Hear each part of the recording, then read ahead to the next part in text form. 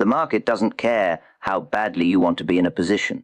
It only cares about probabilities, and probabilities don't favor the trader who insists on forcing weak hands. I've seen men trade like gamblers, throwing chips at every pot, convinced that somehow the constant action would tilt the odds in their favor. But the market isn't a casino, and you're not playing against luck.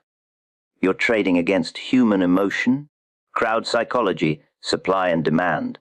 And when the setup isn't there, when the pattern isn't clean, when the odds aren't aligned, you've got to fold.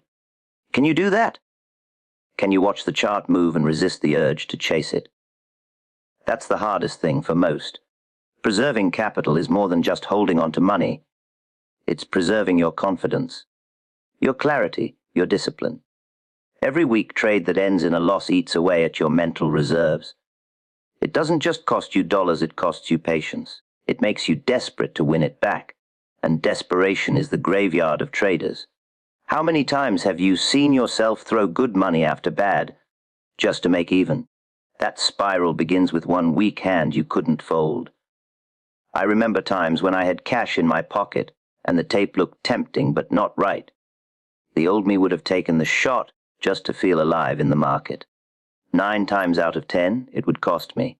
The smarter me learned to step back. Better to sit in cash and look stupid than to sit in a losing position and feel trapped. Do you see the difference in power? Cash is power. A bad trade is weakness. Every time you fold, you strengthen your position. Every time you force, you weaken it. Most traders hate being on the sidelines. They think money must always be working. But in truth, cash is also a position. Sometimes the best position you can hold is none at all. When you fold the weak hands, you're holding cash, and that cash is ammunition. That's what keeps you alive long enough to take the strong setups when they appear. And when those strong setups come, you'll be glad you kept your powder dry. You can't catch every move, and you shouldn't want to. The market is full of noise, full of half moves, false starts, fake breakouts. If you try to chase them all, you'll bleed yourself dry. Folding weak hands means letting go of the need to be right all the time. It means admitting that not every opportunity is yours to take. Does that bruise your ego? It should. Trading isn't about ego, it's about discipline.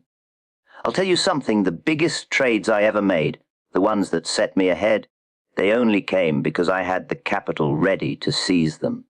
And the only reason I had that capital ready was because I didn't waste it on the weak ones before. Folding weak hands isn't about missing out, it's about keeping yourself prepared. How else do you expect to build wealth in this game? You think wealth comes from chasing scraps? No, wealth comes from catching meat, and you can't catch meat if you've starved yourself on scraps. It's tempting to think that a small loss doesn't matter, that a small mistake is harmless. But add them up, one after another, and soon you've dug a hole you can't climb out of. Weak hands don't just cost money, they create habits. Every time you play a weak hand, you reinforce impatience. Every time you fold it, you reinforce discipline. Which habit do you want to build? Which habit do you think makes you richer over the years? Let's put it plainly in trading, folding weak hands is the same as protecting your future.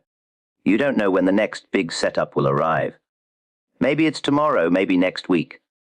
But when it comes, you'll need money to act. If you've blown it on poor trades, you'll be watching opportunity pass you by. How many times have you said to yourself, if only I had the capital now, I'd take this trade? That's the punishment of weak hands. That's the cost of impatience. And don't fool yourself into thinking you'll make it back easily. The market doesn't hand out second chances.